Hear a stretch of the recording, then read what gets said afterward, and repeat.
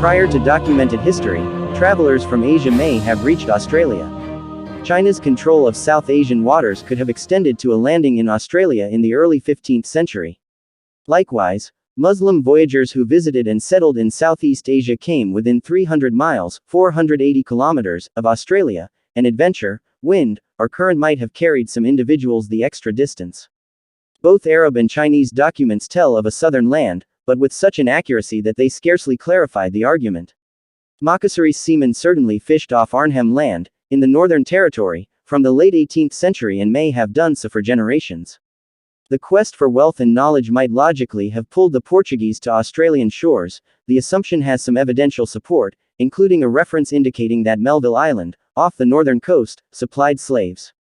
Certainly the Portuguese debated the issue of a terra australis incognita, an issue in European thought in ancient times and revived from the 12th century onward. The so-called Dieppe maps present a landmass, Java La Grande, that some scholarship gaining strength in the early 21st century, has long seen as evidence of a Portuguese discovery of the Australian landmass, 1528 being one likely year. Viceroys of Spain's American Empire regularly sought new lands.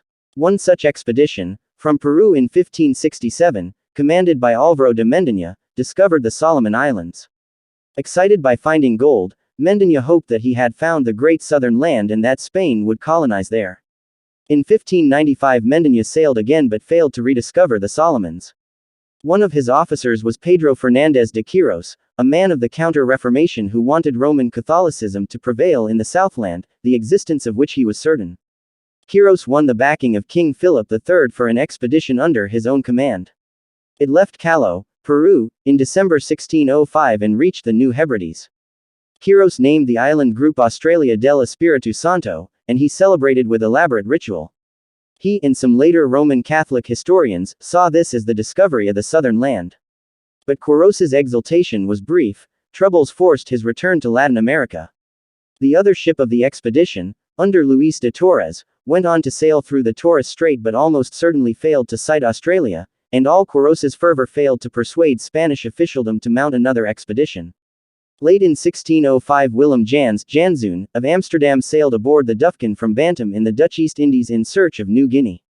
He reached the Torres Strait a few weeks before Torres and named what was later to prove part of the Australian coast, Cape Keerweer, on the western side of Cape York Peninsula. More significantly, from 1611 some Dutch ships sailing from the Cape of Good Hope to Java inevitably carried too far east and touched Australia. The first and most famous was Dirk Hartog's Eendracht, from which men landed and left a memorial at Shark Bay, Western Australia, October 25–27, 1616. Peter Nuyts explored almost 1,000 miles, 1,600 kilometers, of the southern coast in 1626–1627, and other Dutchmen added to knowledge of the north and west.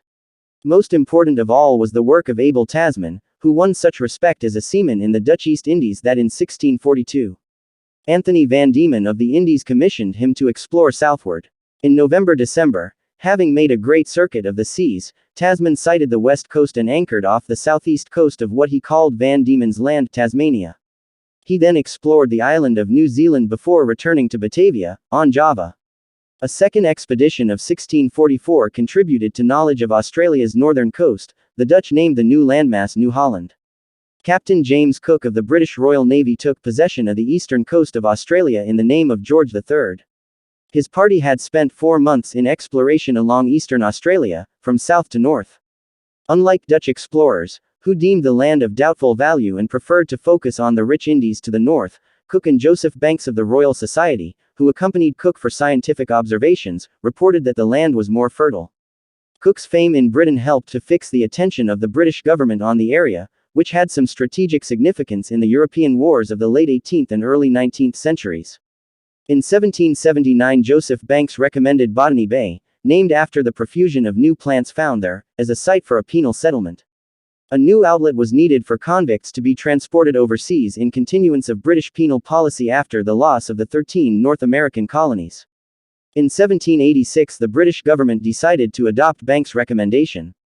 Considerations other than the pressing need to reduce the convict population may have influenced Lord Sydney, the Home Minister, in his action. There was, for example, some expression of interest in supplies for the Royal Navy and in the prospects for trade in the future. The first fleet in the series that transported convicts arrived in January 1788, bringing 1,500 people, nearly half of them convicts. On January 26, Captain Arthur Phillip of the Royal Navy raised the British flag at Sydney Cove, which he decided was preferable to Botany Bay, slightly to the south, as a settlement site. The colony of New South Wales was formally proclaimed on February 7, 1788. Transportation of convicts eventually brought a total of about 160,000 prisoners to Australia. The initial character of a penal colony lasted for about 60 years in the areas of major original settlement. It ended in 1840 in New South Wales and in 1852 in Van Diemen's Land, modern Tasmania, which became a colony in 1825. Western Australia, which was founded in 1830 by free immigrants, added convicts to its population by its own choice from 1850 to 1868. Convicts were not sent to South Australia, which became a colony in 1836. The major continuing problems of the colonies arose from efforts to carry out British policy designed for a penitentiary when other interests, fishing, sealing, farming, and trade, were developing. The economic development begun in the convict phase of settlement included the expansion of agriculture where conditions were favorable, as in Van Diemen's Land, which started in 1815 to export grain to New South Wales. Roads, bridges, and other transportation facilities necessary for commerce were built by convict labor, as were government buildings. In the early 19th century, enterprising colonists successfully introduced merino sheep as a source of the fine wool increasingly demanded by the expanding British textile industry. Individual immigrants to Australia increased in number in the 1820s.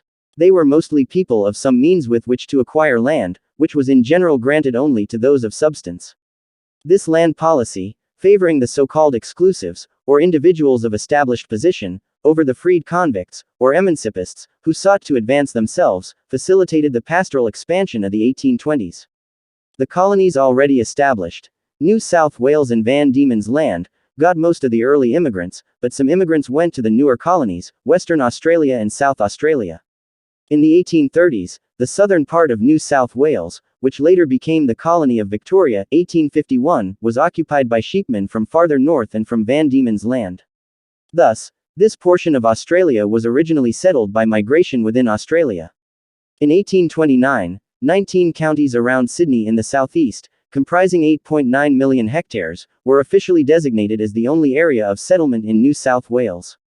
But sheepmen had already established stations, ranches, and sheep runs beyond the official boundaries before they were so designated. Such individuals were legally trespassers on Crown land and, like their counterparts in the United States who occupied land without title or permit, they became known as squatters. Unlike squatters in the United States, however, those in Australia were for the most part men of substance from the middle and upper classes of British society. The term squatter did not carry any invidious meaning. In fact, squatters became the landed gentry of Australia, the so-called squattocracy, and their wealth made them the most powerful economic segment of the population. Sheep were the basis of their wealth, and by 1850 there were more than 15 million head in Australia. Squatting was legitimized in 1836, after the British government recognized the impossibility of enforcing the original settlement restrictions. The expansion of the pastoral industry did not result in new urban centers. The hundreds of sheep stations in New South Wales had an average of only 10 to 12 people each. The established seaport cities continued to be the main centers of population, making relative urbanization a feature of the Australian settlement pattern in the colonial period.